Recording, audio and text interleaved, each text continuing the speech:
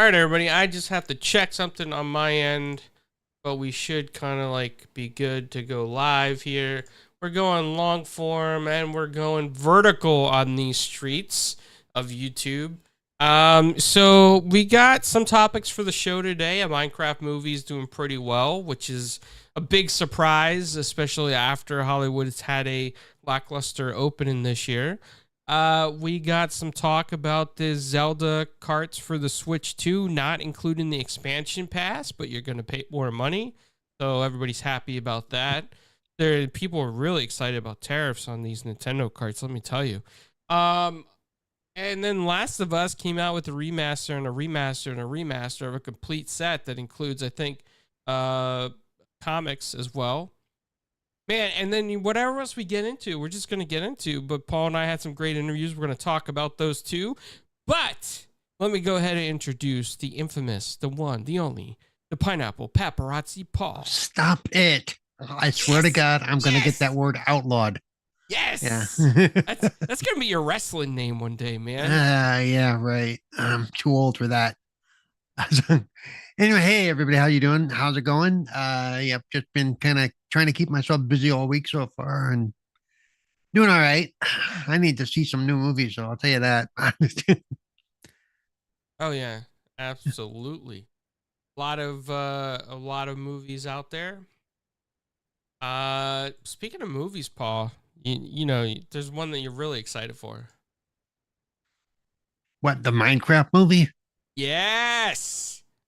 Paul, I you know what? It is one of those that it looks like fun, but it's not one that I would jump in. Oh, I don't jump anywhere that I would get in the car for and go see. But apparently, last weekend a lot of people did. Yeah, and doing a lot better than if you would have been on these Twitter streets, man. It's doing a lot better than anybody said it would. We, what is it? The biggest video game movie opening ever. Yeah, it beat the Super Mario Brothers movie from like what 2023, which is a shock because everybody was impressed with that one. But this a Minecraft movie. So right now, worldwide, it sits at $343 million. Domestically, 193 million. Foreign, 150 million. This set all kinds of records. Yeah, and really, it's hard to believe because I mean, yeah, you knew the movie was coming, but it wasn't a big hype, big push. This is going to be an amazing movie. This is just like, this is Jack Black and I forget who the other big name is. Jason You know, Momoa, I think. Jason Momoa. Yeah, and okay, fine. I mean, it would have. Yeah, I always thought it would find its place, but I didn't think it would do this. You know, I don't I think anybody did. I don't even think they did. No, no. And let's not forget the first trailer for this movie when they first showed it a while ago, what, 6 months ago, it didn't catch anybody's interest. It kind of like fizzled out, right?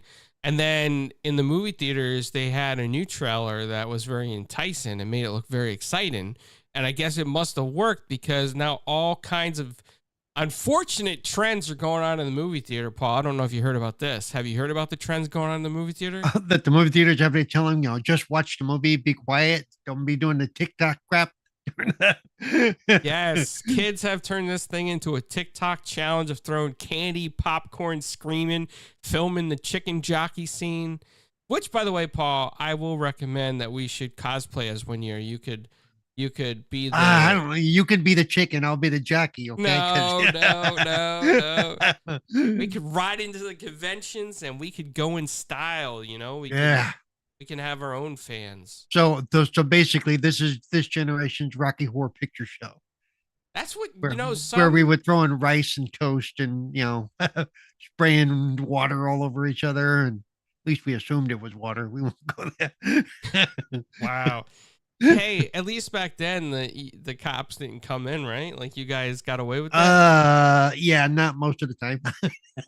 Okay.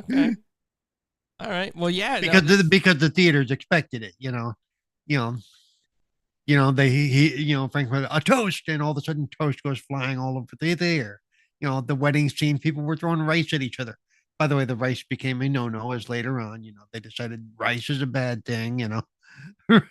Yeah.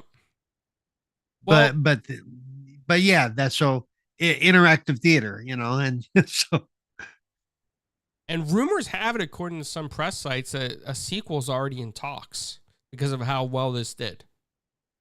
oh geez, of course it is. They smell money and they think, well, it happened good once, it'll happen good. No, no, no.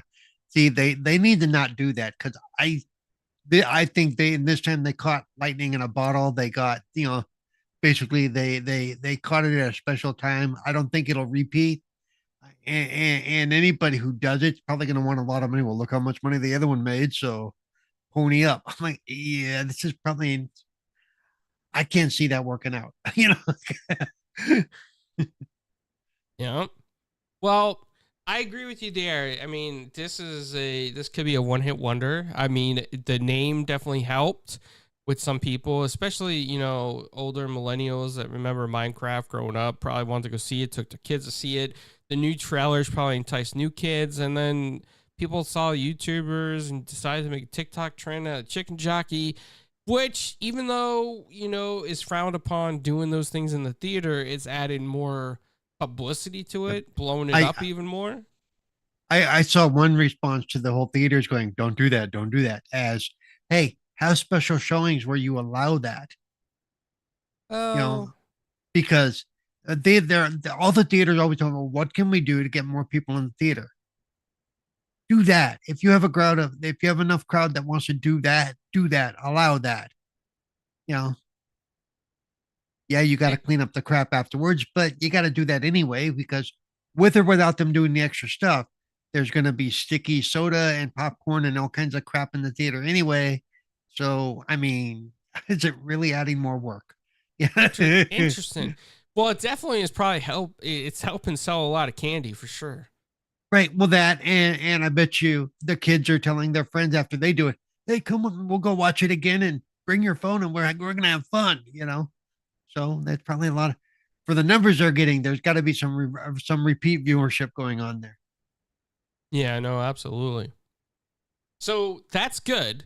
But you know what really surprised me, and I think you couldn't even pronounce some of the characters in this, but Niza 2 seems to be the worldwide $1 billion smash hit. I never even heard of this. Me neither. And as you know, before the show, I looked up what it's about, and I still don't know what it's about. Yeah, I have no idea.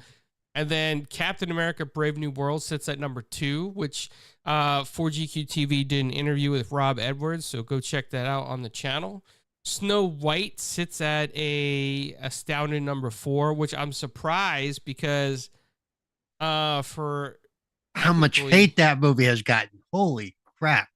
yes, and rumors are that some theaters even pulled it. Then there's Dogman, that cartoon movie about half dog, half man. Yeah. I might be wrong, but I thought it was already on streaming services. It might be because they've done that every once in a while where it crosses the stream, so to say. Processes. Uh, but I mean, that's technically your box office roundup there with the top 5, which, you know, Nizat 2 seems to be leading the charge. Maybe everybody should kind of go into that genre for a little while just to pick up some pace, or do some chicken jockey stuff in their movies and they'll pick up the pace. Hey, Chicken jockey. there's gonna be a lot of tropes in 20 years of that chicken jockey move. You're gonna see a lot of chicken jockey cosplay and a lot of even more Minecraft cosplay and some of the stuff that you do. I can guarantee it. I am Steve. Uh, yeah, you're more like Grim. What's his name? Gimli, but whatever. No, well, when I was at I think MegaCon this past year, there was a gangster Steve. Gangsta Steve. It was his self-made Steve character from Minecraft, where he had a lot of gold chains. He had a boombox and a radio on his shoulder, and it looked like a '80s hip hop, like Run DMC, Yeah. but dressed as Minecraft Steve.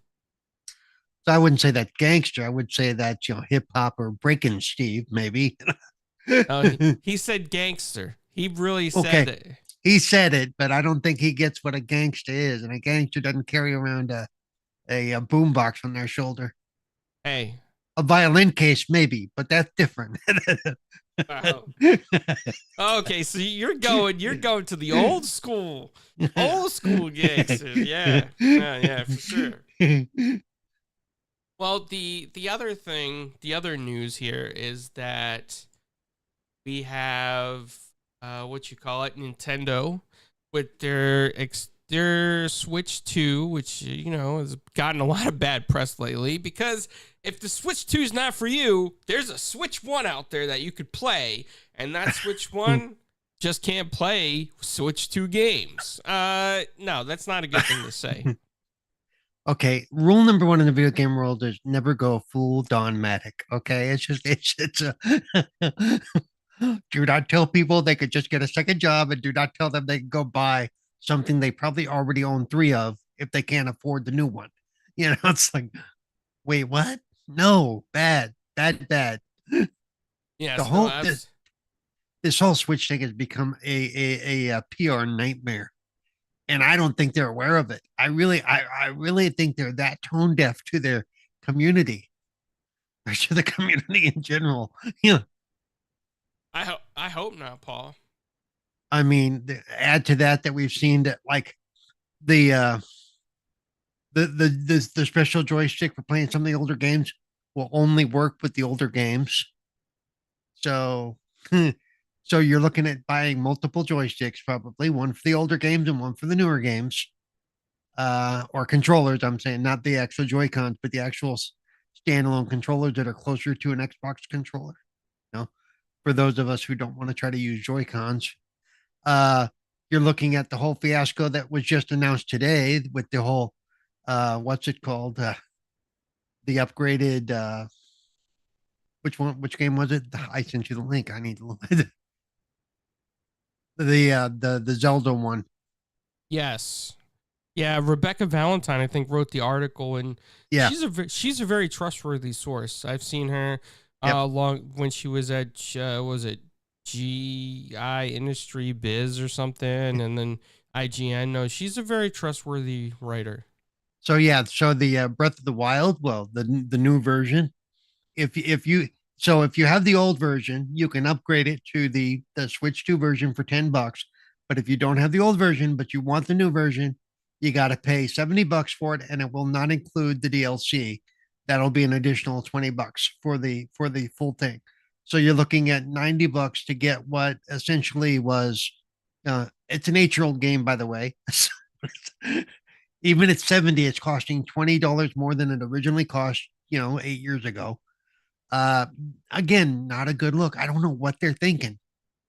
I honestly don't. They're really, I think they're really going to be testing out the whole loyalty thing here. Uh, Yes. and the fear of tariffs is not helping. We still don't have a U.S. price or pre-order situation yet, or Canada. They've held off Canada too. So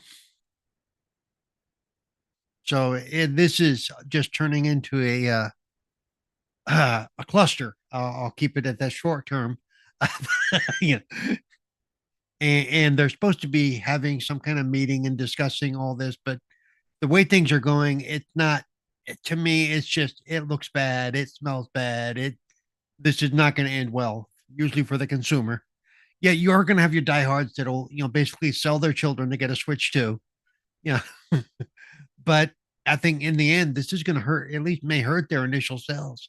Yeah, people will buy it for some people hear this stuff like, well, just get the Switch one, and they don't think anything of it. But a lot of people are going to be like going, nah, there's so many other options now, especially for handheld gameplay. So unless you really want that Switch for those games, then a lot of people, even people I know that are diehard Nintendo fans, are going, yeah, I think I'll wait.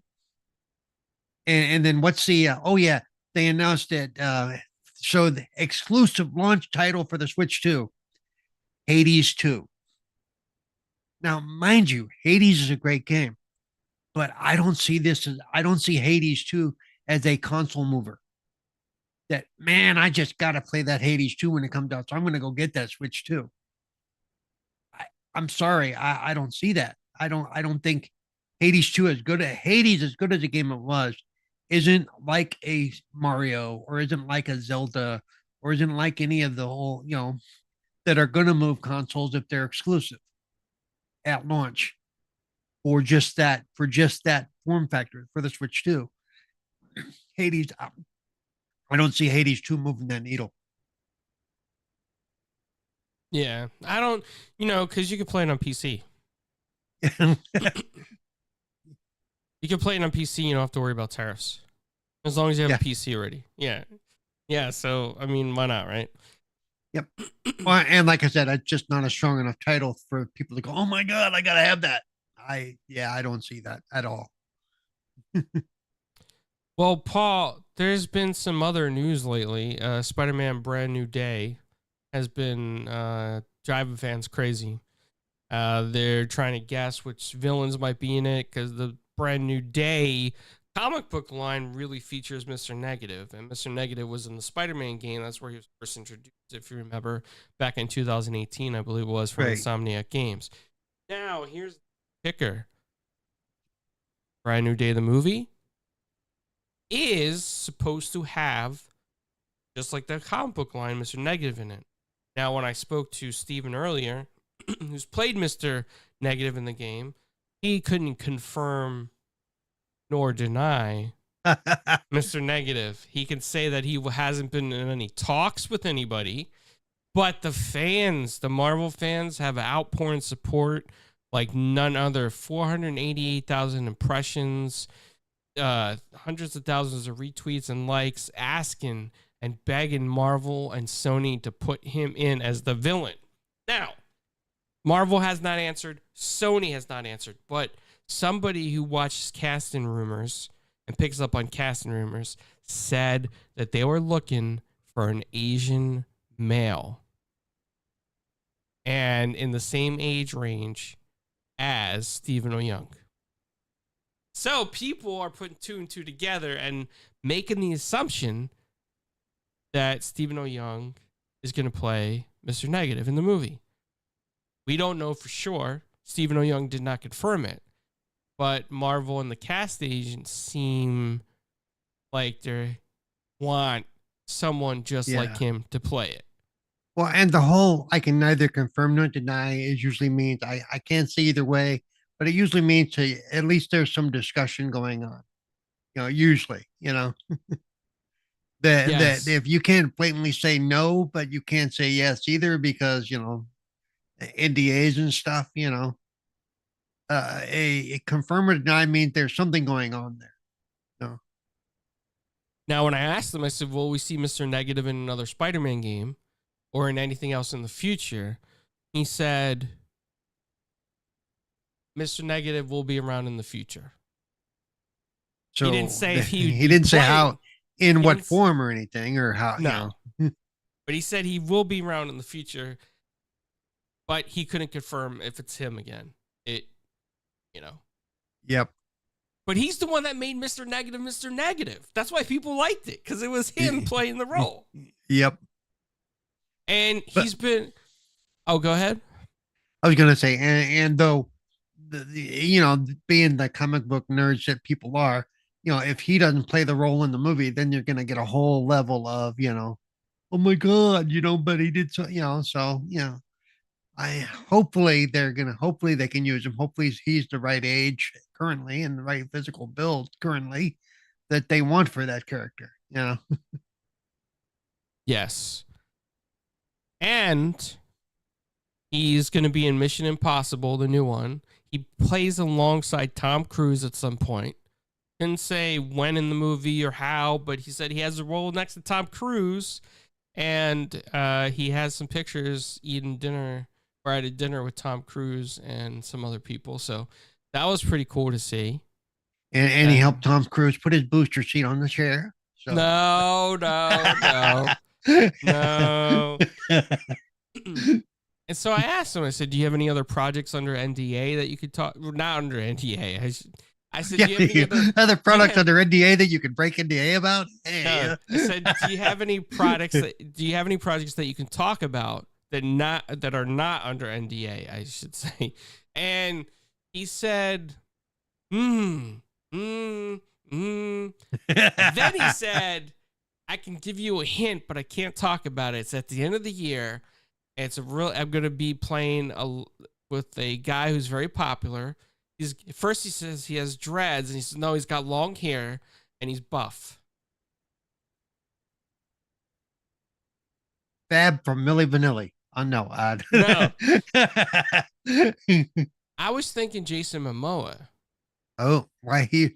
So he would be playing Jason Momoa. No, no, no, playing in whatever he is. But I could be Oh, wrong. It might not be Jason Momoa. For all I know, it could be the Predator. I don't know.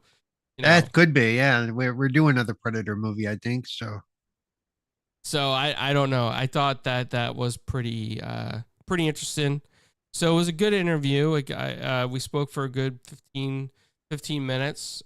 Kept it short but straight to the point. Got the pineapple on pizza question. He did say, Paul, anybody who eats mustard or sauerkraut on a pizza are psycho. I don't know where you're getting this sauerkraut thing from. I've never heard of that one. Wally Wingert.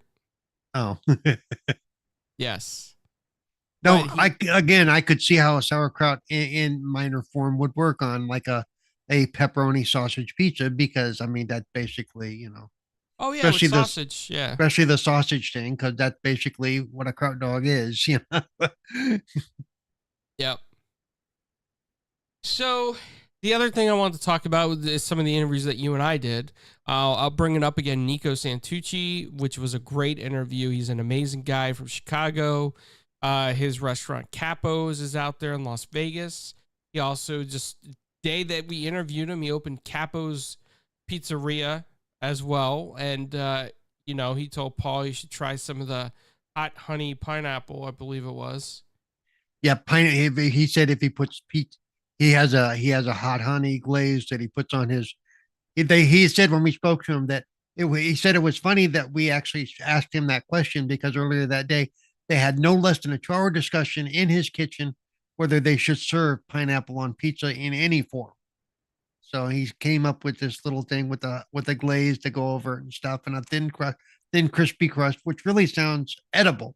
Unlike your basic, let's take a Canadian bacon and throw some pineapple on it and call it a day. Yeah, So which I think is interesting because the way he made it sound like it's gonna taste good. yeah. Now I kind of want to see what that tastes like for sure. But Stephen O'Young likes shrimp on his pizza. Oh, interesting. It's With red sauce. just he just said No, it's shrimp got to on, be with white sauce. He's got to be doing that with white sauce, not red. just as a topping on the pizza. Yeah, but I mean, there's got to be. I Fried can't shrimp. see that on a classic red sauce. That would Fried just seem shrimp. weird. We're gonna have to try it now, Paul. We're gonna have to try it. Mr. Negative, definitely coming out there.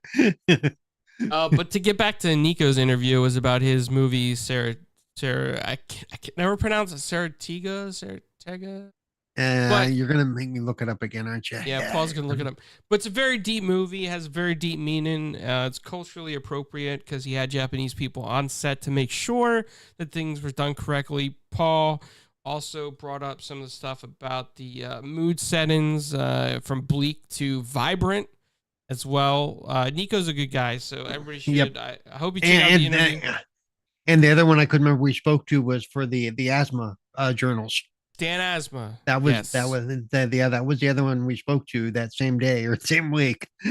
And he's filming the Asthma Chronicles, which is now up Yep. on YouTube. What's interesting about this is that he's all doing found footage. He's using an iPhone with a lavalier microphone for most of it, a Hollyland. And then he's doing a few things with a boom mic, but not so much, which I mean is interesting. And he's got a small crew. He's doing it out in the San Diego mountains. So it's going to be unique footage. Paul's seen some of the episodes. It scared Paul out of his chair. He had to spend a couple days with all the lights on in his house, I heard. Oh, stop it. Paul's I'm like, not "Ah." you. I'm not you. He has a nightlight. He has a Care Bear nightlight now as well, just to make sure he's safe. And like he said, it's not a gooey scary movie. It's more of a suspense type of a couple of jump scares, but there's no goo, no, at least for the parts I've seen. And he said there's not really a lot of it's not squishy. It's No, like it's not squishy. But Paul, what else? We talked to James B. Cox, who was one of the Stephen King $1 million movie baby makers. Julian yep. Marchese was as well. But James's interview was pretty cool because he discussed his movie in depth, and that was a really great interview. I wish I didn't have an appointment afterwards because I would have loved to keep talking to him. Yep. Paul, you saw that movie and you were like, dude, this is scary as hell. Oh wow, Mhm. this is top notch fear monger, and I gotta hide in the closet for weeks, right? No. Again, uh, he uses sound and a lot of sound. The movie is very sound driven from the music they use. They use an old a folk song called "In the Pines," and if you, especially if you're a country music person, who you probably have heard versions of that song, but like I mentioned to him and during an interview, it goes back almost as long, if not as long, as the old Tom Dooley song, "Hang Down Your Head, Tom Dooley." Those are based on old songs. I mean, we're talking 1800s, um, and they tell a story, what he calls a murder song. Yeah, and that's what they are. They're songs about, you know, murder, basically, especially if you know Tom Dooley. I went up to the mountain where there I took my knife, went up to the mountain, and there I took her life. Hang down your head, Tom Yeah. Dooley. Yeah. And it's about a guy who's going to get hung for the crimes that he committed. So it's a murder ballad. It tells a story. It basically, and it's the music. Those songs are basically musical versions of the Grimm fairy tales. They're moral lessons. Like King You know, Henry VIII, I am. but not as corny. Yeah. Okay. uh, So and the movie is very well done. All uh the main actors in the movie all do a great job. The lead who plays Murray, she's amazing. They recorded the song they sing, the In the Pines. They recorded that. It's not re-recorded in the studio. That is their live performance in the cabin they were using to shoot the movie. And he goes through all of this. And it's really amazing. And the way they use sound design and such, they did a great job. It's well worth watching. and Diego and his son were the sound guys. Yeah, Diego and Diego's son, I should say, not Dan's son. right. But Diego and Diego's son were the sound guys. And they were so into the sound of the atmosphere that they went out of the cabins, even on their time off, on their own accord. They weren't asked to do this. They just wanted to do this. And they got real authentic nature sounds, footstep sounds, to help with post processing because they Yep. wanted it to be high quality. And now we understand from James that Diego's back in Texas working on something else. So this Diego guy, whoever you are a hero of sound because if Paul said your sound was good, your Yeah. sound is good. And Paul likes the classics like Halloween. Yep. Oh, and I'm big into audio, especially for movies. If the audio and something that he yelled at me for because I said there really is no score. He said, "Well, there is." I'm like, "Oops, okay." But it's a minimalist score because there's parts of the movie that are very silent. He uses visuals and the sounds that you hear. He wanted to make you feel like you were out there in the wilderness alone. It works. Trust me. If you get a chance to see this movie, make sure you do. What was it called again? Let me uh, have to look up because we have all kinds of. Uh, Hang on, I just had it too. That was Gray Matter. Yeah, Gray Matter is the one that we can't really. That was the one he did for the Stephen King thing. That hopefully they're going to do something with that as well. Call of the Void is the name of this movie.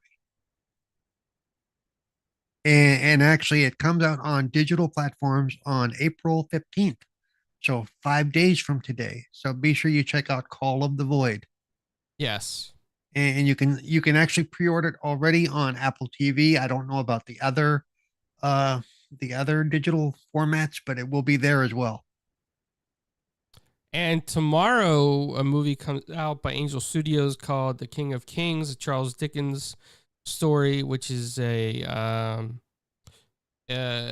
how do I say it? It's not based 100% on the Charles Dickens story that he wrote about the King of Kings or Jesus, but it is the entrance for this film by Angel Studios, which is actually was written by I can't remember his name, man, and he's got a unique name too because he's Korean. Written by him, and then Rob Edwards, the co-writer on Princess and the Frog, some other stuff, and Live in Color, Fresh Prince of Bel Air, and recently Captain America: Brave New World. He's the one that took the Korean right and translated it to English in a sense, and came up with this fantastic story. They all work together, and this is something that has been in the making for like 15 years. They have an all-star cast when it comes to voice actors, like Mark Hamill, Forrest Whitaker.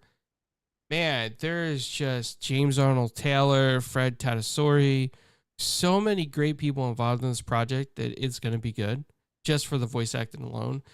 Not It's not everybody's type of movie, but I'm definitely gonna go see it. I got a ticket to go see it tomorrow at 11:20 a.m. Ooh, yeah, the early showing, usually the matinee. So I'm excited for it. So we interviewed them at WonderCon and the Until Dawn interviews, and like I said, I'm gonna reconfirm this for anybody watching now or watching later. But the Until Dawn movie adaptation, yes, it is different than the video game as it resets every night and they gotta make till morning to escape. However, we got confirmation from Sandberg and Doverman that it actually expands on the Until Dawn universe. Like, this is going to become something that expands the video game universe, and they're hoping that it spawns into sequels or subsets of other content in the universe to introduce new characters, new settings, because the whole universe, the Until Dawn universe, would be very unique. You know, just like the Halloween universe or Friday the 13th or Nightmare on Elm Street, they're all universes. And Until Dawn, one, especially with Until Dawn, if you played the game, there's no way what's going on is isolated to that one little, that one little area, you know. So yes, it's interesting to see, find out more about the backstory, maybe how it actually started and things like that. it would be And yeah, it'd be cool to see for sure. and let's see, there was something else I wanted to say. Oh, I actually saw an ad for it the other day on one of the video streaming services. I actually saw an ad for Until Dawn. It may have even been during Raw on Netflix or something, because they show commercials for stuff. I don't remember though, but I know I actually saw an ad for that movie coming out soon. So they are advertising it. So if you look it up on in YouTube or whatever, I'm sure you can find the trailer for it if you want to check it out and see what they're doing. Yep, it's gonna be good, man. Um, it's gonna be a really good. I think it's gonna be a really good movie. It's got some really good people behind it. Like I said, David S. Sandberg, you known him from the Annabelle series, from a few other series, horror. He's big into horror. He loves practical effects. I mean, that's something that horror fans are huge on, right? Like, you want a set to get messy to make it good, and the acting can only be done in one shot kind of scene. Yeah, we Horror. talked about that with them, but we spoke to actually. Yeah. For the really bloody stuff, you wait till that's the last shot of the day, so and of the movie. Because we're gonna Yes, destroy a set. We're gonna absolutely. And Paul, we're gonna get topic also. The Last of Us, Last of Us, Last of Us, Last of Us. remake, remaster, original, new edition, newest edition. The won't probably be the last edition of the editions. So Are you excited for it? of the complete edition of the last of editions. Personally, no. Uh, I think it's getting to the point to where Naughty Dog is just trying to. This is getting silly. Okay, this is nobody releases this many versions of the same game unless you're Nintendo. Uh, It's and getting all exhausting. and, and all of these have been in the last what 5 years or so. Holy crap! You know how many versions of the game can you? Now, admittedly, I bought like Skyrim 3 times, but one was a PC version, one was the the initial 360 version, and then one was the upgraded, one for the newer consoles, whatever, But for in this short of time, all in the same console generation, yeah, no, I'm good. And I've only played the first one. I really, yeah, and it was all right. There were some parts that were hard for me, difficult, and so I personally can't see myself investing in this. And they're asking for like $100 or something for it. I think so. I can't. I don't. I can't guarantee that right now, but I think it's not going to be cheap to get the complete edition. In fact, I'll see if I can pull up that information to tell you what exactly it involves. Here, hang on.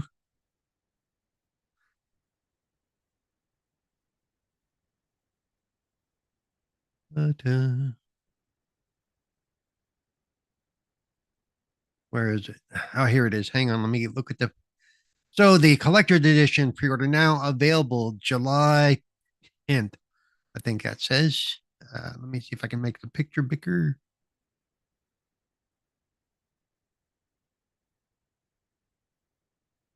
Trying to see what exactly. Okay, that didn't work. Trying to make it so I can tell you what the details are of the. Because it's. Why didn't. Okay, that's just weird. Link. It because the picture I got is on Discord, and I can't blow up Discord that easily to make it really big. Oh, maybe I can do that. Here we go. Hang on. As you're looking at that, I'm just looking to see if there's any more breaking news about anything. In the meantime, while you're looking some of that up, So just it gonna comes with a steel box case with physical. So it will have physical disc of The Last of Us Part One, um, and steel box The Last of Us American Dreams comics 1 through 4 with new cover art, set of 4 lithograph art prints. And this thing doesn't give the price, but yeah, to me it's a cash grab. So yeah, that's it.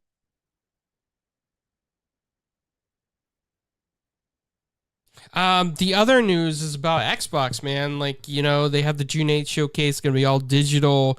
It Oh, feels that's right. like, Yes. yeah, it kind of feels like that the Xbox Fan Fest experience is going away. Like, I mean, we're coming up on the 10-year anniversary. Yes, they did say that afterwards they would do a 10-year anniversary kind of thing, but in the meantime, the Xbox Fan Fest has been pushed down to a June 8th showcase that's digital only, or if you're at Summer Games Fest, you might be able to catch some of it.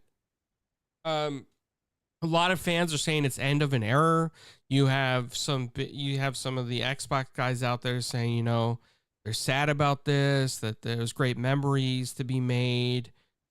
But my question is, you know, some of these guys that are posting these things have been to almost every fan fest. Okay, they've been to almost all 10 fan fests.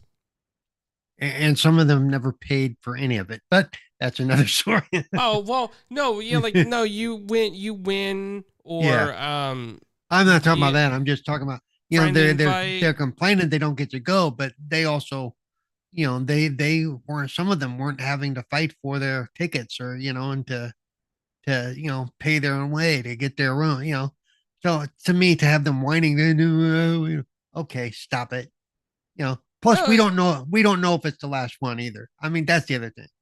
Is we don't know if they're just holding it off because they want to do the big 10-year thing outside of Games Fest, because that way they can have the spotlight to themselves, literally, and go, this is a big deal. 10 years of Fan Fest. This is a big deal.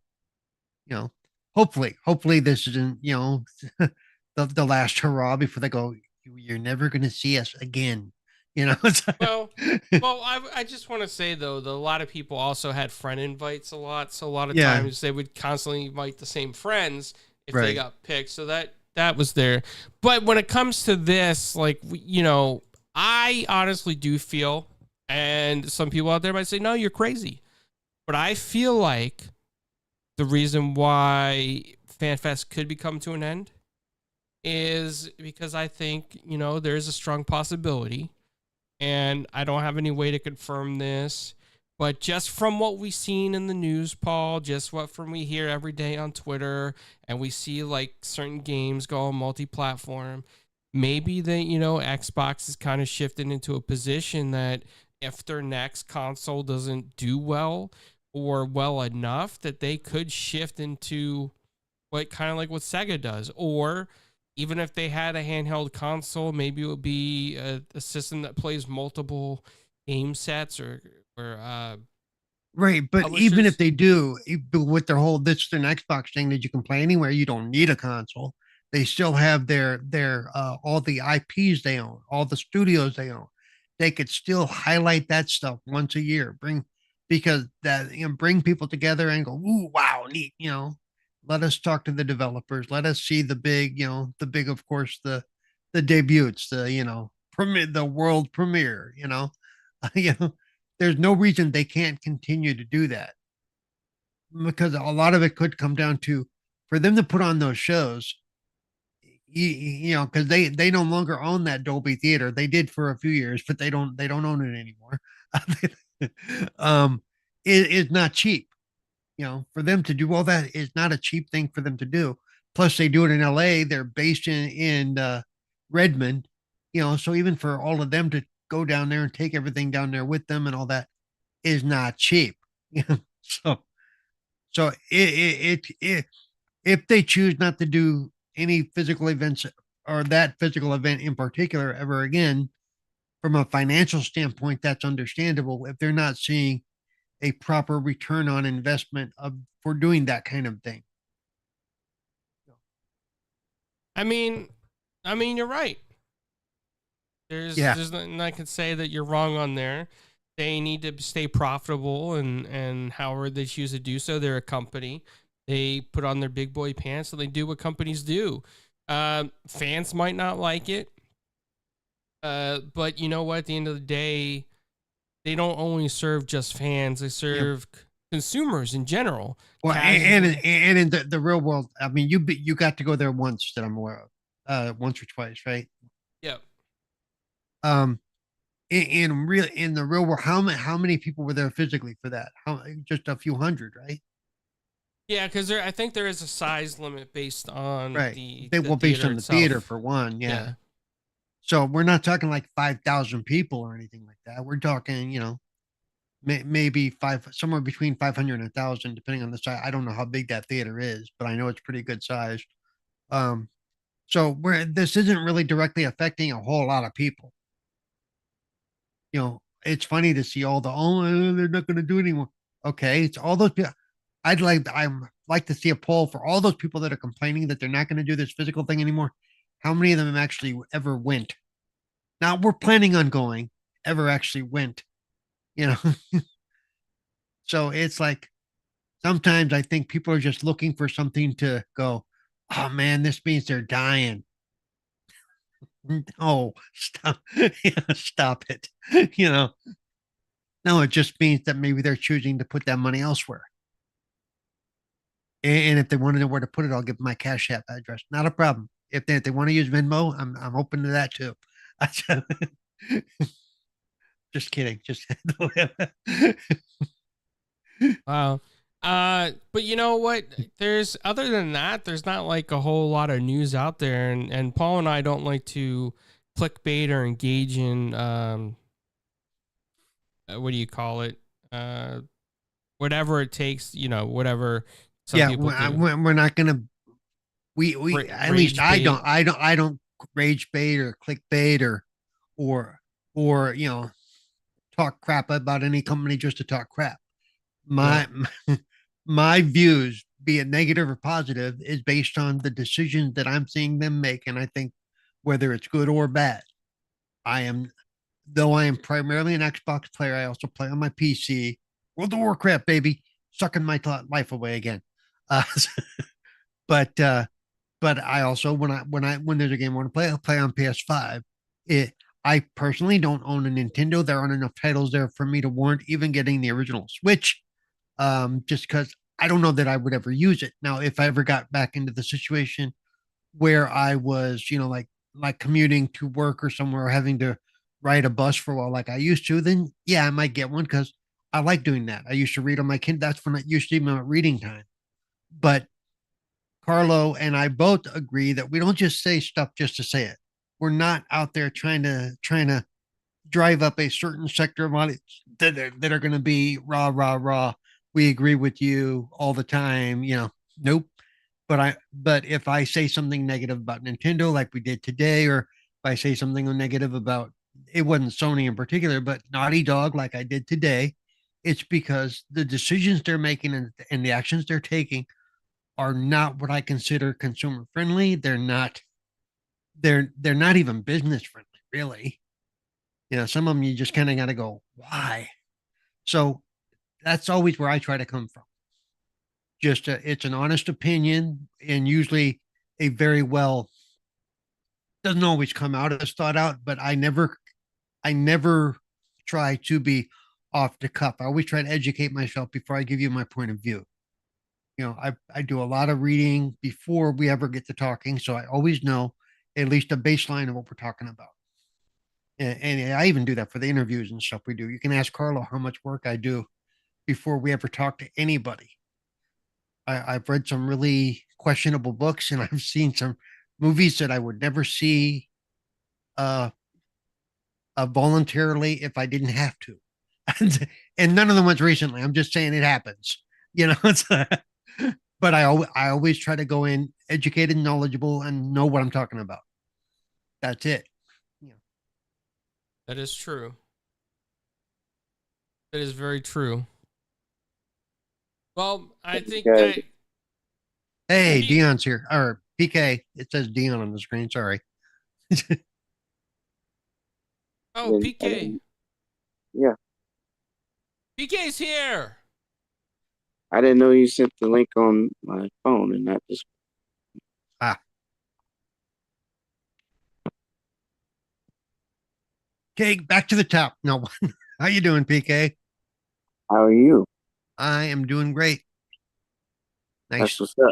chill Thursday. So, Paul, you owe me $5 for pineapple pizza. Oh no. What? Why would Look, I owe you look, money for you no, eating that no, crap? we said no takebacks. We Oh. said no takebacks. Don't be Wow. brand new right now. Don't do that. I'm not even sure what we're talking about. Why? You know what we talking about. Don't be acting like you lost your memory now. You remember everything else since beginning of time. You don't remember this. I don't have no selective memory now. Who are you again? See? That's what I'm talking about. You don't trust your friends, you don't trust nobody. That's just what it is. You don't even know the people anymore. Yep. Did we talk about I missed the whole thing. Hey, did we talk about the midnight game? No. Why not? I don't know. It didn't come up. What's the midnight game? You know, South of Midnight. Oh, that game. Oh. I wasn't sure if you were talking about Sound of Midnight or Midnight Club or You didn't ask either. Yeah. You know what? But hey, that game is pretty good, by the way. I started it. I've done the first 2 chapters. It's very good I so think far. they need to get an award for that game because I Yeah. like the art direction and the music. Everything just kind of pops up at the right time. The dialogue, everything just kind of works. And Carlos should like it because there's a big alligator in it. Yes, I played it. I think it's great. It's very immersive. The atmosphere is awesome. The music is great. The writing is on point. The character interactions really have a lot of emotion to them. I think that it's a very well done game. It's like a masterpiece. My rating is right there about an 8 out of 10 on that. I would give it a 9 out of 10 because it plays very well, and accessibility on there, Paul says, that's the first thing he goes to. Yes, you can make yourself invincible, not die at all. Yeah. Oh, well, the one thing I found interesting was you could skip the chase scenes, which are, they're there. Yeah, Um, you can change, and, you skip all kinds of stuff. and you could, the chase scene even allows you to, it's not a continual chase scene where if you stop, you die. You actually can stop, kind of catch yourself, and then continue on. You have a few seconds before it catches up, Yeah, I don't think and they made that part hard at all. I think it's nope. kind And then you can skip the boss battles, just the boss battles, or you can skip all the battles and just fight the boss if that's what you want to do. Uh, so yeah, they've made it, and people are like, why would they do that? flexible. Because some people just want to enjoy the story. True. They just want to, and this allows them to play the game the way they want to play. If they just want to have it as a visual story, they can do that, and there's absolutely nothing wrong with that. Right. I think that's dope. Yep. Super enjoy that. I thought I think they should definitely get awards for that because, you know, uh And the I like story. I love the visual style, and I mentioned it on the because I streamed the beginning when I played, and I've mentioned it on other stuff. At the beginning, when you step outside of your house and you're watching the rain is coming down, and it's kind of like it's dripping off the eave onto the rail on the porch, and it looks very realistic. I mean, I looked at that and went, wow, that looks just so damn real. Because it's Well, just it a feels, slow drop. yeah, I Yeah, would say. But and the I would sound was say that, amazing as well. yeah, so definitely sound, art direction, every part of the story has a lesson in it, right? A whole theme of the story is about healing from trauma and forgiveness, right? It's just really good. It can resonate with a lot of people if they took a little time to play it. Um, yeah, you can customize your experience, how you run through it, and you can do it at any time. So you can change it if you say, "Oh, I think I want to change it now." You can definitely do that. So they have a lot of flexibility in the game. So I think it deserves a shout out. You know what I mean? I think they put together a pretty good game there, and definitely need some kudos and flowers for it. Uh, of course, Monster Hunter came out their DLC, and that was a big deal this weekend. And then, Assassin's Creed. Uh, Again, I would just say, and nobody jump on me because I did own Assassin's Creed Black Flag, but I barely played it. This one I played the crap out of it, and I still ain't finished the game. In about 60, 70 hours into the game, and I don't even think I'm halfway done. Because I'm just so wandering around, just distracted by all these different little things going on because I kind of want to soak up all of the story, you Right. know. And maybe that's just me, and maybe it's just excited because I haven't really played this game, but I think it was well done. Uh, On-screen performance between the characters are pretty good. Uh, I don't even see any issues here. I don't understand all the nonsense feedback. I mean, people act like this is the first game to ever did anything that's done in this game. It's definitely not. So we just need to stop being in our feelings and relax. Like everybody, it's a single player game. You know what I mean? Yeah. Why are you worried about somebody else's experience? Let them have it Yep. and enjoy it. Uh, you know, Tomorrow's a new season of Marvel Rivals rather. So Yep. there's a big issue because Emma Frost White Queen, they got her looking like a boss, stacked thick, got everything just her walk and switch and everything, and just very provocative looking gear. But that's how she look in the comics. So I don't know what the deal is. I mean, I mean, that's how she looks and acts and drawn. I mean, for people to act like this is brand new again, talking about, I've seen people talking about, let's ban Marvel Rivals for the U.S. is hurting women. What? Oh yeah. I'm sorry. I don't see what you're talking about. You need to go jump in a garbage can and All those people are jumping on every single game nowadays. like If it's not you, Marvel Rivals, you it's can't South of have, Midnight because she looks too butch. Well, you no, she know, doesn't. people need to just let other people enjoy the crap Right. and be done with it. It's okay if you got an opinion, but your opinion don't count if you ain't played the game. Period. Don't be having no opinion. You ain't even tried it yet. Yep. And on top of that, who cares? Yeah. Like last time I checked, video games is a form of art expression. And if that's true, not everything is for everybody, right? Right. Some of us are Kendrick fans and some of us is Drake wannabes. They not like us. That's how I feel about it. Some of us like real music and some of us like cardboard cutouts. And that's okay. It's funny. I like making fun of you, but I'm not going to hold you back from enjoying whatever nonsense you enjoy. So, in my opinion, you need to climb up. I don't even know what to tell them, but they need to do something with themselves. And maybe they just need to be on an island to themselves if they worry about what's hurting people. Because I don't think video games is hurting anybody, but bringing joy to the masses and giving people options to, play games for whatever reasons they play games out here. I don't understand how games bring anybody pain. If anything, it could be used as a healing mechanism. Well, and a lot of times, a lot of these people are just doing it so they get the clicks and stuff. They're A lot of people are doing it because they're just idiots, and I said it. They're just idiots. They're dumb and they're bored and they want attention. The last thing you want to do is ask for it because, some people will give you that smoke and then you act surprised that it happened because you opened your mouth and commented on something you have no business commenting on. Honestly, a lot of times if I don't got nothing nice to say about something, I don't go online to express it. That's kind of dumb. I think there's an old teaching from what mom used to say. You ain't got nothing nice to say, don't say it at all. Yep. Kind of thing.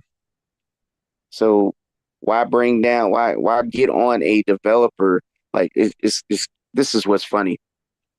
I'll give you an example. I'm on Steam and reading comments about, community discussion about Monster Hunter. Then this dude gets in here because, there's some people who are saying they having trouble with their PC to play the game. And what is not communicated is Monster Hunter is a CPU intensive game, even on console. It's a CPU intensive game. So it doesn't matter what kind of GPU you got. If your CPU is weak, you're going to feel it. It's just what it is. And that's for any game that requires a large environment to load and do all that stuff in the background to make things move. Yep. And here come in the comments, well, it plays great on my PS5. What the hell are you doing on here? Get your little Rocky troll ass put up out of here. You got a PS5 player in a Steam comment. What the heck? This is the nonsense I'm talking about. Yeah. Oh, it's the same as like, this game isn't selling well at all because only 250,000 people are playing it on Steam. Yeah, it's a console-based game. What the hell are you talking about? It's like, and honestly, I'm saying what these trolls just go. If you're not gonna play South of Midnight, don't be in the comments talking to the devs and saying all kinds of nonsense to them, criticizing something that you're not playing. If you ain't gonna play it, keep it moving. Yep. Otherwise, don't be surprised when someone gives you that smoke and call you an idiot. Yep. Well, it's like one of my favorite things when people, announce that they're leaving, or it's like this in an airport. There's no reason to announce it. Just go. Just Right. Well, I mean, the thing is, I can understand to a degree if they just want to say bye to their fans or something. Right.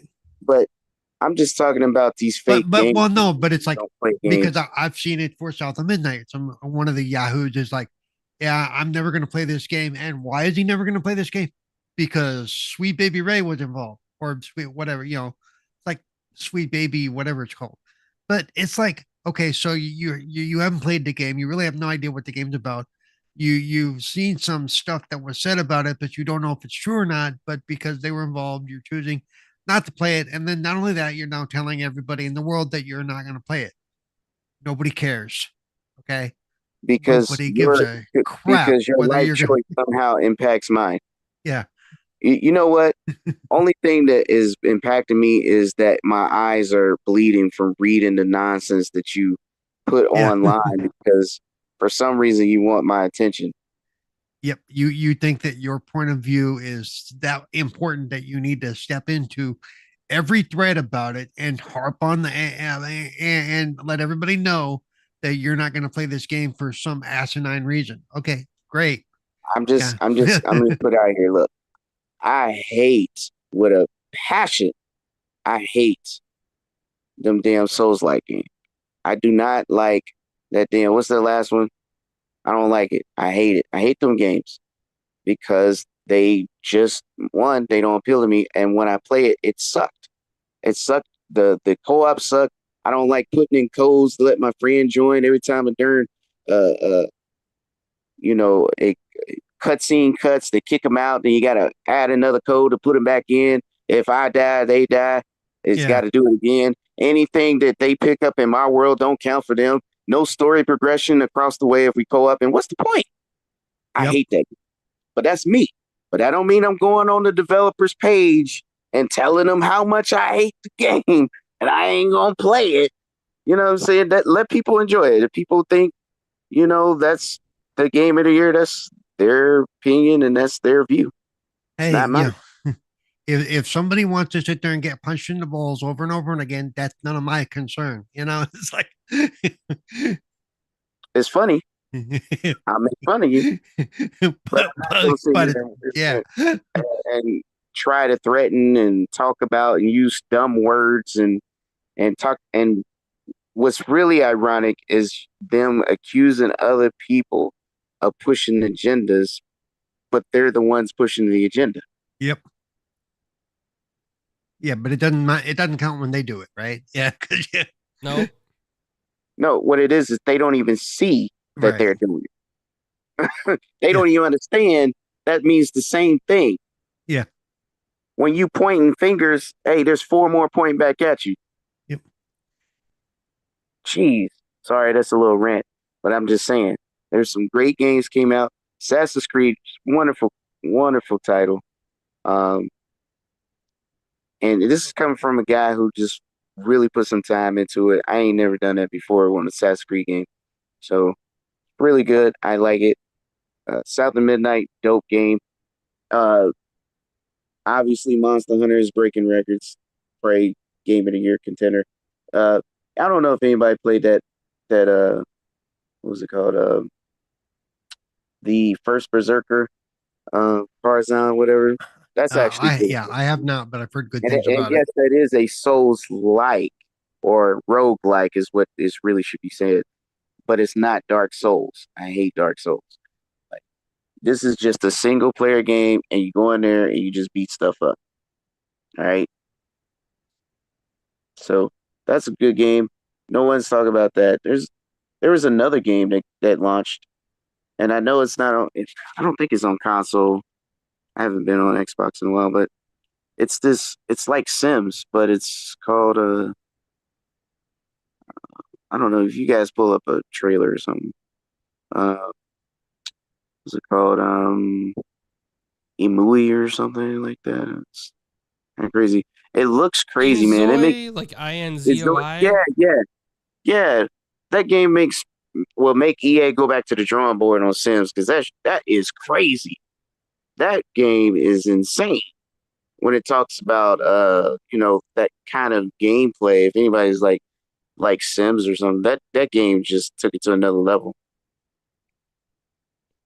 Um, but anyways, that game is good to check out. I'm also looking forward to that Marvel beat 'em up. Um, I don't know if you guys see that. You probably got put. Gosh, why am I saying stuff you guys ain't seen? You know the Marvel beat 'em up game. What is that called, man? Rivals. No, Well, it's isn't a that, side scroller beat 'em up like back in the day. yeah, I know what you're talking about. I can't remember the name of it though. It's by that same company who did Turtles and Streets of Rage 4. Yep. Um, I think that might be 6 players too. Anyways, that looks great, and even though it doesn't have a release date yet, but I'm looking forward to that one. Um, there's a bunch of games. Actually, it's a good problem to have right now. See, we could all just be happy. We got great stuff to play instead of complaining about every little thing, and all you play is Call of Duty, Fortnite, and Apex Legends. Yeah, yeah. Matter of fact, anything free. That's what I really don't. The people who don't even buy games is what kills me. The ones who act like they're gamers but don't play anything. Pixel But Slappa says freedom is an illusion unless you got Game Pass. yeah, you know what? Just looking at Switch 2, man. Right?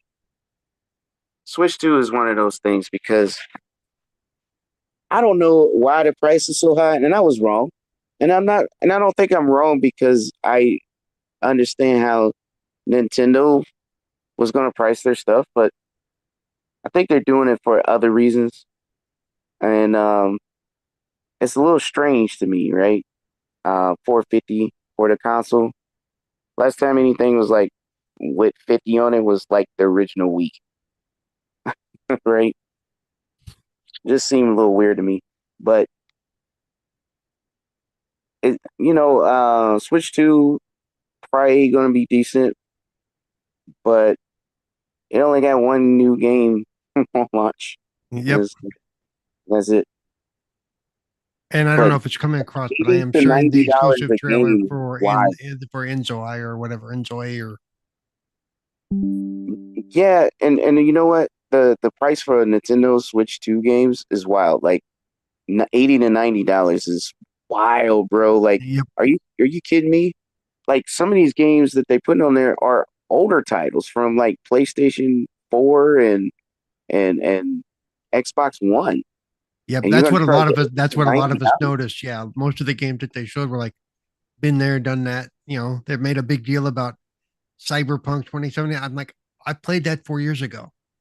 You know, Yeah, but you can't be charging $80, $90 for these no. games, bro. Like that's insane to be thinking about, in my opinion. It's just crazy to me. Okay, this Sims like game this looks wild. This looks so realistic. It's I scary. told you, bro, like that's on another level. Yeah. That is crazy. That make EA be like, you know what? We got to go back to the drawing board. That's light years ahead. And it says, and I'm gonna tell you guys, yes, AI is used to develop the whole city in the background. So all of the characters you're not controlling, AI is creating and generating events. And it gives you a disclaimer that they do use AI to generate those events and things Yeah. to help interact, which I don't think is a bad thing. But the point I'm making is that if you look at that, man, that's just what? That's crazy. Yeah. It's nuts. That's crazy. Anyways, that just dropped on Steam recently, and so I don't know if it's on console yet, but it probably will come at some point, just as far as interest or whatever. But man, that's crazy right there. Um, and that's kind of what I'm saying is just we need to celebrate these things and not be just trying to take somebody else's joy away. I mean, it's already enough. It's crazy. You know what's crazy? Why do we reward negativity? Have you thought about that? Somebody can say something ignorant and stupid and put a TikTok or YouTube video out there and he'll get 1 million views for being ignorant. But if somebody says something uplifting and positive, no one will pay attention to it. Isn't that crazy? Isn't that backwards? Yep. And I've called it out a lot. So, yeah. We shouldn't ignore it. We shouldn't reward negativity. That's for sure. I'm sorry, Carlo there. Yep, I'm here. No, I've just been listening to what you said, and I'm reading Pixel Slapper stuff in the chat, and there's a lot of stuff he's saying here that aligns with the pricing of games, and he stopped buying games years back. His collection already has merit, and his collection has value, but games today will never gain in value. And he's talking about AI and OI as a region's accent in the UK. I don't know what he means by that specifically, but I agree 100% on the game's value today versus games of yesterday. Like, even though games are increasing in price, a lot of them are going to be digital only going forward. They're not going to have as much physical media anymore. And what can you do? I mean, they're big as hell now. What can you do with the digital game if you ever want to sell it? You can't. Like, you're wasting all this money in digital games and you can't even sell them. I mean, I don't buy the games to sell them, though. No, I know, but I mean, it's kind of like it's the same ideology. If I have Game Pass, I don't own none of that. I'm just playing whatever I didn't think about buying. So, I mean, I don't see. I mean, I understand if that's your opinion on it, but I don't see that as a valid. What I see is the quality of games have changed, and you have hit and misses sometimes. Like, some games are more hype than substance, and then some games that are substance don't even get a second look because of whatever reasons, right? And I'll give you an example. Psychonauts 2 was a excellent game from beginning to end, very well written. The gameplay, everything about it, but it got overlooked. Why? Because it's a platformer. Platformer is an old school way of playing games, and platformers are usually overlooked by the massive multiplayer games, and those games barely have substance. Tell me, why is Fortnite so popular? Does it do anything to make you feel like a story is being pushed forward? Why is Roblox so popular? Why did that come out and be rated at $50 billion? One game. You see what I'm saying? Like, what? Yeah. That doesn't make any sense. It makes no sense. And it's part of the problem. There's multiple things here, right? And part of it is not that the people developing games just stop having a love for it. It's just that there is a rude direction coming from a lot of the execs from the top. Think about this. Tell me, am I wrong? Who out there has played the Arkham series from Rocksteady? I have. Oh, yeah, I have. All right. And tell me who has disliked that series. Don't worry, I'll wait. Nobody. Let me ask people on Reddit. I'm sure I'll get somebody. See, I can tell you that I don't there, and for me there's a notable difference between don't like and can't play, because I can't play Arkham Knight.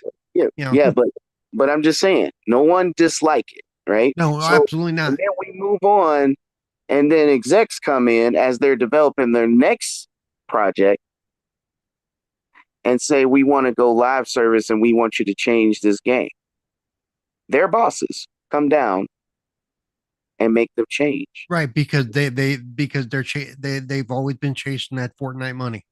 So what happened when that project came out? Yeah, we know what happened when that project came out. Yeah. Do you see what I'm coming from now? Well, yeah. I mean, we always come from that. We know that as gamers. But I'm giving you an example on there is increasive in some capacity. There is increased pressure to put out something that is a games as service when we all know that first of all, there's not enough space. Oversaturation, we don't have enough time. Right. All right. We don't. We as much as I love to play every single thing, we only got one life and we all time poor. So trying to dedicate to a massive online ongoing situation all the time. How many battle passes can you afford? Right.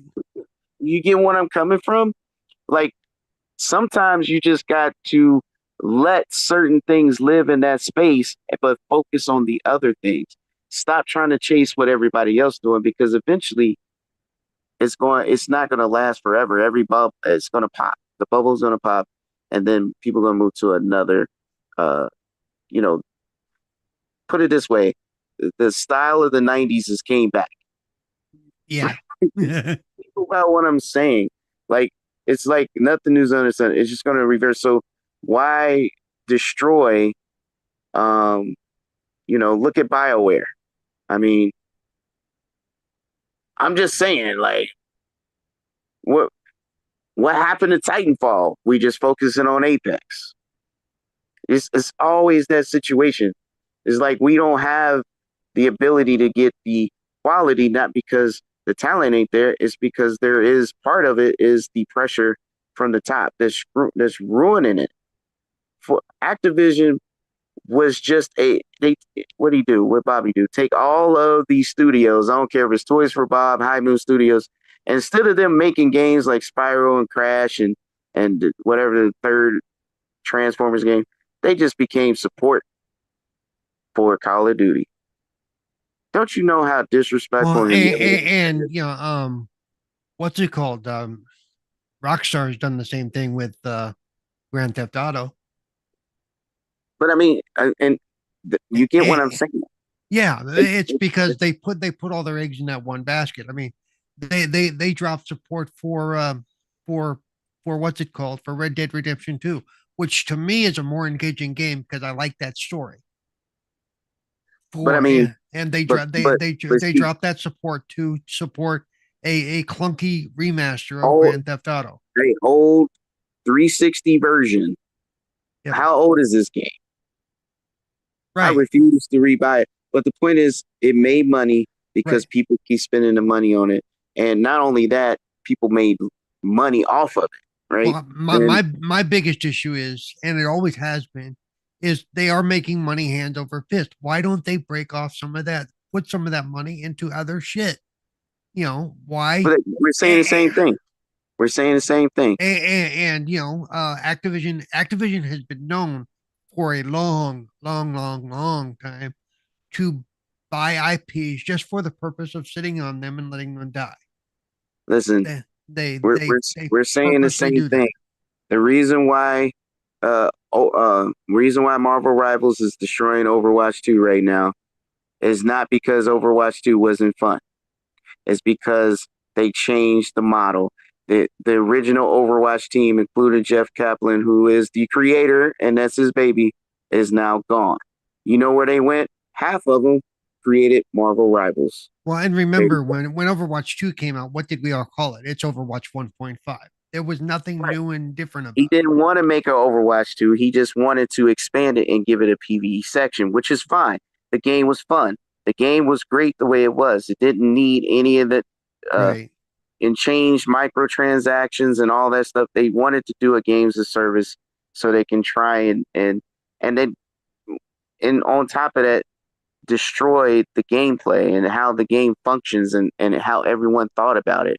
Make you pay for characters. We never paid for characters. Now you trying to do that? Where's this battle pass thing come from? You see what I'm saying? And because you did that, now you done ruined it for everyone else. No one wants to. And as much as I love Overwatch, they really took the everything that we loved and was promised. The PvE that was promised, they stripped it down and didn't give it to us. They said, "Oh, we'll give it to you in sections." Then they say, "We're not going to do it at all." All the lies and playing with, and then look at Marvel Rivals. Some of the old Overwatch team is who made this game. That's why. And Marvel Rivals is doing something interesting, by the way, which is going to give them even more push. They are going to, starting with season 3 in 2 months or 3 months, they're going to go down to a 2-month season, and they're going to release one new character every month. So it's going to be interesting to watch that change. I hear that. That is a tall thing to promise. I don't know how they're going to pull that off. I wouldn't do that, but hey, more power to them Well, if that's what they can do. I was going to say the only way I think they could do that is they already have the licensing and the models for these characters lined up for That however doesn't long matter it's going to man, be. because on a technical level, you got to balance this every time you put a new character in there. That takes a lot of work. So it's just it will be so demanding on the end of it. Well, we'll see what You know, happens. Yeah, I mean, yeah, like I said, more power to them. I mean, I'm not gonna say no, no, but because yeah, I just don't want it that's to ruin. officially in their press And release. they That start wasn't me doing it, just and they put talking. their So, foot in their mouth, and they can't keep up. You know what I mean? but see, because they're being so open about it, I think if that were to start to happen, they would let people. They wouldn't just stop all of a sudden. They would let people know, hey, we I, tried something I because get it, I've but been going the through their casual stuff. Yeah, people so ain't listening to that. They're not even. They don't even know right. they even talk to people. They'll just get used to something, and then when they don't get it, then it's a problem. Yep. You know what I mean? But anyways, I don't. I feel like if you guys value the hard copy games, I mean, I don't have a problem with how you guys feel about all that. I mean, technically speaking, I don't buy any digital Nintendo games. They're always going to be hard because you don't get to carry none of that stuff forward. Now they're doing digital cards. What the hell does that mean? I don't know what that means. Anyways, I will say something interesting. Final Fantasy VII Remake was officially announced for Switch 2, so you know it's coming to Xbox just because of that. Yeah, we'll see what Yeah. happens. It was a console exclusive. Now it's no Yep. longer a console exclusive, so that means it can. And Square has changed their, uh, since they lost half themselves and lost more than half their money. I mean, just put it out there. The Final Fantasy 2 Rebirth didn't make any money on PlayStation 5. But as soon as they launched in January on PC, it made triple the numbers on PS5 in 1 month. So I don't know if that's telling you something, but I think it's telling you something. Pixel Slopper So, is yeah. going on to say in the chat, once a company has shares, the investors want their shares simple, fact, quick bucks, or loot boxes for the stock market. And I guess in reference to your recent conversation, it says it means the game isn't on the card. Right. Well, a lot now the games are mostly not on the card. You just get a license and you download it, right? And on the cards, I won't say card. I mean, on the physical media, I should say, a lot of them are just licensed and you just download it. But in Nintendo's sake, most of it is on the cartridge because the system memory is, well, I guess it's 250 gigs now, but still very little compared to, there's no way you're going to put all of that on a cartridge for Cyberpunk, right? You definitely going to have to use, I mean, you never know. There's flash media. They go up to a couple terabytes now, right? So it's possible, Yeah, but but not. the prices on some of the prices on that media is not cheap, by the way. I mean, they're not using brand new hardware though, bro. So I don't think so. I No, think the cards they want you to use for saving your stuff, and all that. Those well, cards aren't those cards you aren't either cheap right now. save. Oh, you talking about expandable memory? Yeah, those I cards. mean, you won't need that for a while. That's my point. Most of the stuff is either on the actual cartridge and then on the system itself. You got 250 gigs. Yep. You're not going to install. Well, I won't say that. Most people, unless you're downloading digital only, won't install on the system itself. You're definitely Yeah. going to just use the cartridge. But if you don't, then you only deal with 250 gigs. I mean, you're gonna have to put out the money. It's no difference than buying expandable memory for Xbox or something. If I never did, I never bought one because I feel like if I'm gonna play a game, that's the only game that's gonna be installed. If not, I'll just uninstall it. I mean, why do I need it sitting on my hard drive for? I'm never playing it. It's just weird, but that's me. Um, it honestly, they want an NVMe type level of read. That's why Yeah. they cartridges faster. And that is what our current generation is. That's where we at right now, right? It's just, um, $80 to $90 for older games is what's killing me. Like $80 to $90 for any game that's not next gen is killing me. Like you got PS5 and Xbox Series consoles and even PC don't ask for $80, $90 unless it's a deluxe or special edition. Like, bro, this is a regular game. And it's an older game. Are you kidding me? Yep. What? Your game, your system does not play it no better than the other systems. I tell you that.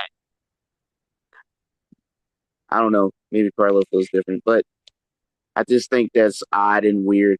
And maybe they're trying to set a new standard and make everybody charge 80 to 90. I don't know.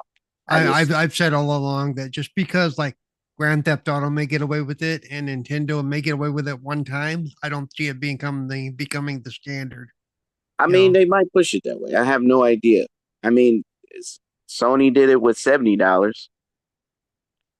So who knows? I'm not saying I can't. I don't know. I just know because not but their economy is different than ours.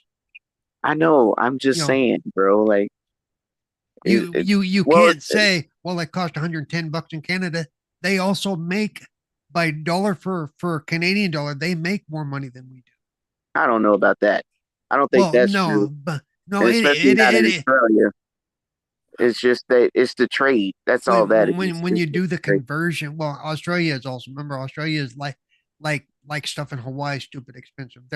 Australia is big, but it's still an island. Okay. It's, well, it's like, I mean, when it comes down to it, it's really just Japan is their best trade partner and not the US. That's really what it comes down to be honest.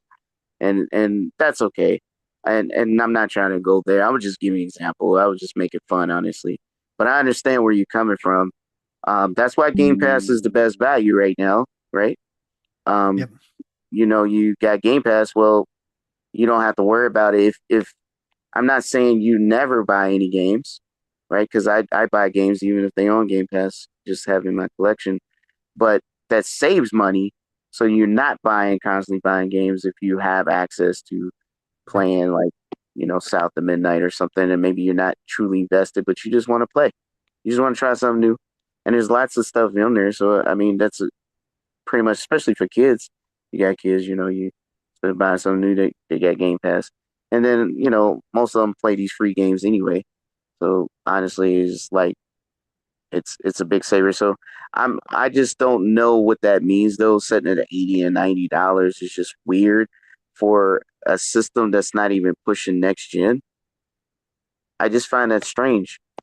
If Siri, if Xbox and PlayStation did it, it would be more acceptable. Not that we would like it, but it would be more acceptable. Am I wrong? No, it's like even with the Switch as a console with the price point, it basically they're saying it's the equivalent of a PlayStation 4 Pro. Why are we paying? I wouldn't even go that far.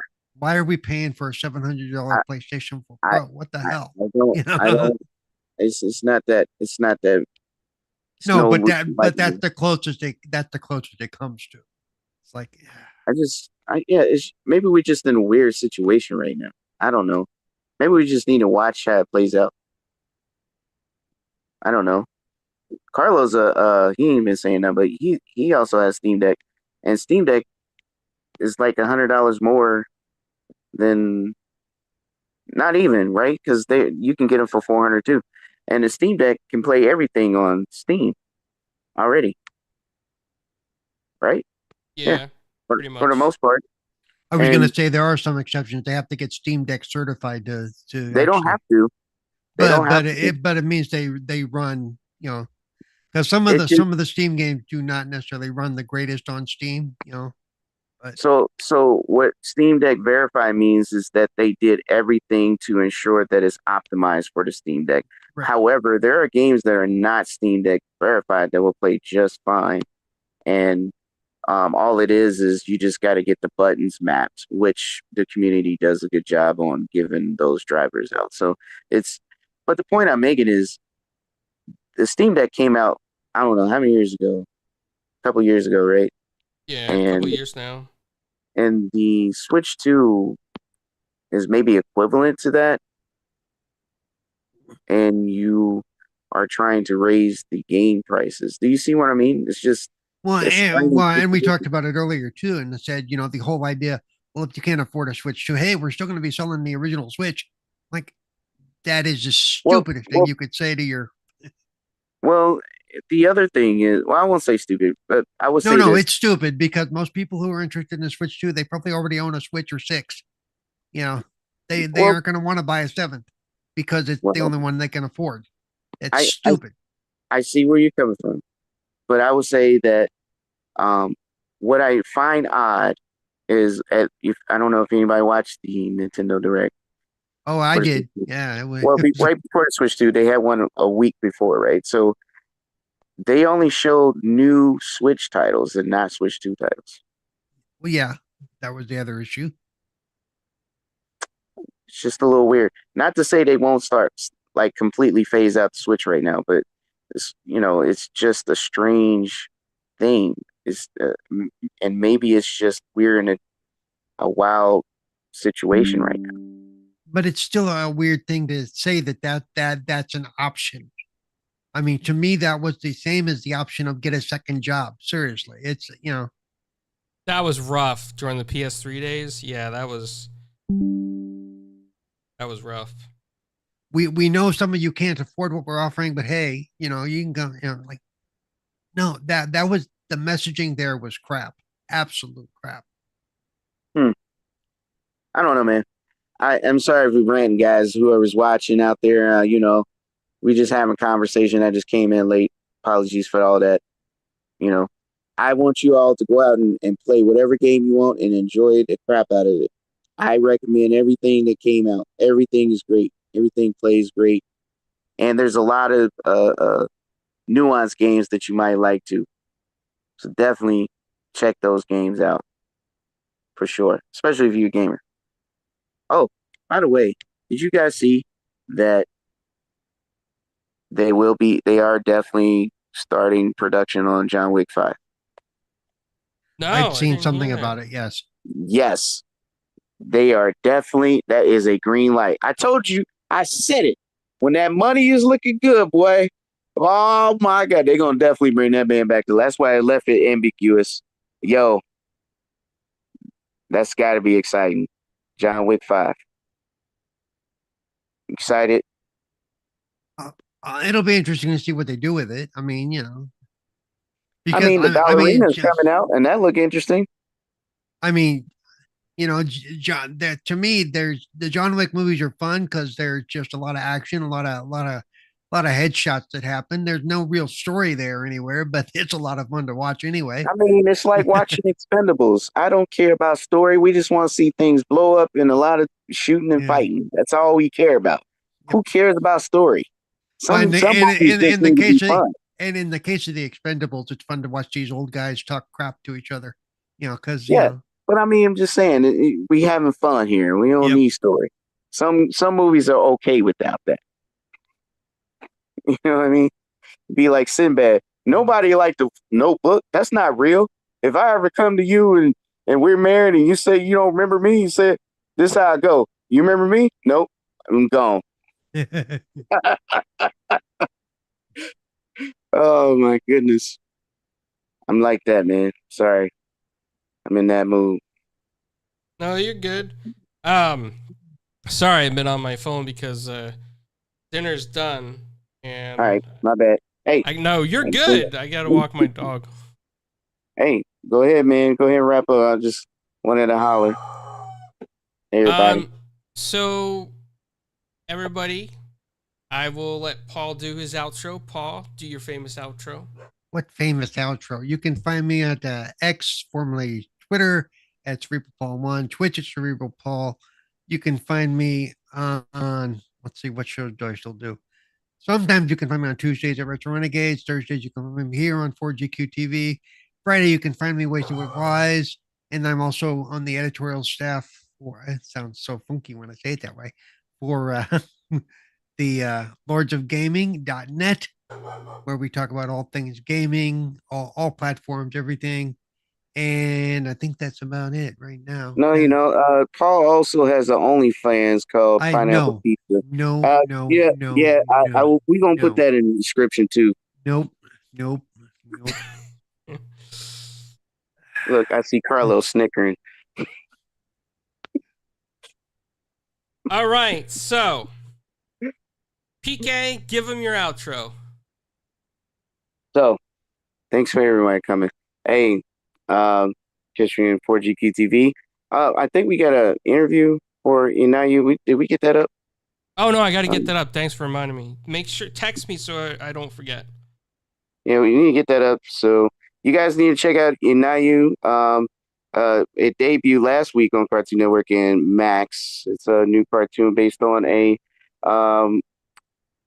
Nigerian folklore written by a Nigerian writer and illustrator. So we see. I don't know if Carlo watched it, but we watched a couple episodes and it was really good.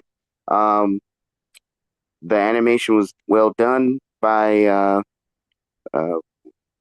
was it Lionsgate Studio, which is an all black owned animation studio. So everything was 100% on point. They were very intentional about the delivery of this product. So definitely check it out. I think it was good and it delivers a punch. So Yeah, absolutely. Well, everybody, Pixel Slapper, thanks for dropping by, being in the chat. We didn't advertise this one, so I appreciate you stopping in. And everybody could find me on 4GQ TV. Just did, like Paul and I talked about earlier, we did so many amazing interviews. PK just did one too.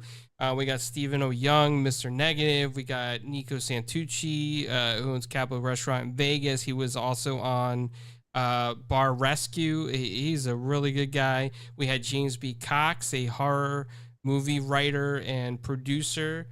No, I didn't drop yet, Pixel. I hope I didn't drop. And we have Julia Marchese. There's just so many people. Check out the channel. James Arnold Taylor, Freddie Tatasori is going to be on there. Rob Edwards. And we're hoping to get some more at San Diego Comic-Con as well. So thank you, everybody, for dropping by. I hope you all have a great night. Enjoy the rest of your evenings.